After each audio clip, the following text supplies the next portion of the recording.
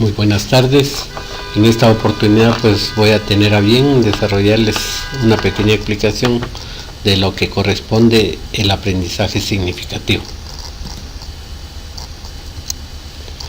El aprendizaje significativo, según Ausubel, se diferencia por repetición o memorístico, porque el segundo es una mera incorporación de datos que carecen de significado para el estudiante y por lo tanto son imposibles de ser relacionados con otros previos, sí significantes. El primero además es recíproco, existe una retroalimentación docente-alumno. En el aprendizaje significativo los docentes crean un entorno de instrucción en el que los alumnos entienden la información que se les está mostrando. Este tipo de aprendizaje conduce a la transferencia, sirve para utilizar lo aprendido en nuevas situaciones, en un contexto diferente, por lo que más que memorizar hay que comprender, por la labor que un docente hace para sus alumnos.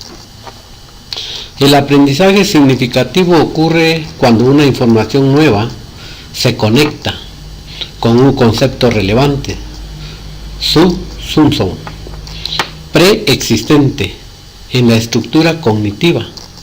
Esto implica que las nuevas ideas, conceptos y proposiciones pueden ser aprendidos significativamente en la medida en que otras ideas, conceptos o proposiciones relevantes estén adecuadamente claras y disponibles en la estructura cognitiva del individuo y que funcionen como un punto de anclaje a las primeras.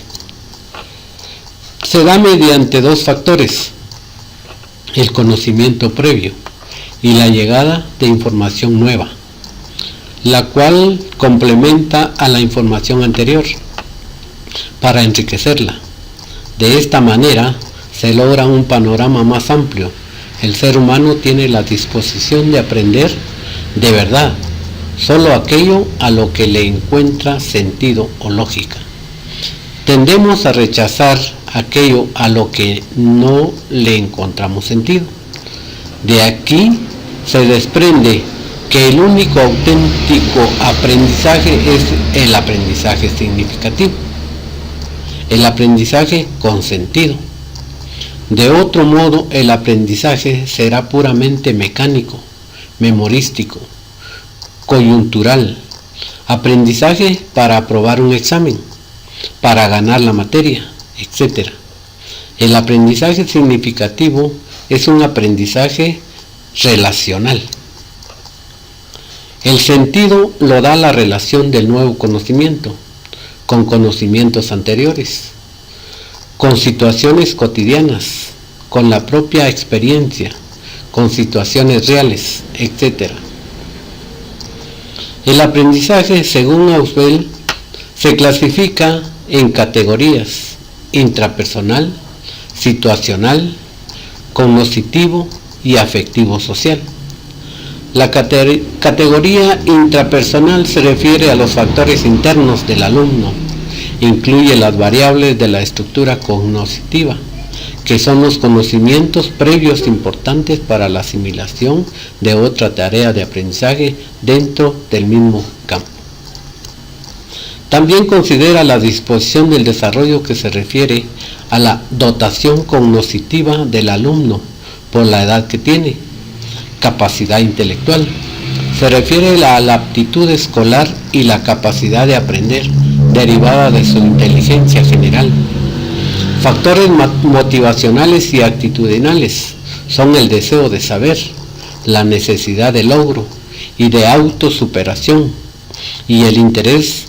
Factores de la personalidad vinculadas al tipo de motivación, ansiedad y de ajuste personal. La categoría situacional incluye la práctica que se refiere a la frecuencia, distribución y método de realimentación y condiciones generales. Características del profesor en función de sus conocimientos, competencias cognitivas, conocimiento de la materia, competencia pedagógica, personal y actitudinal. La categoría cognitiva incluye los factores intelectuales objetivos, las variables de la estructura cognitiva, la disposición con respecto al desarrollo, la capacidad intelectual, la práctica y los materiales didácticos. La categoría afectivo-social remite a la motivación, actitudes, personalidad, factores de grupo y sociales y las características del profesor. Características del profesor en función de sus conocimientos, competencias cognitivas, conocimiento de la materia, competencia pedagógica, personal y actitudinal.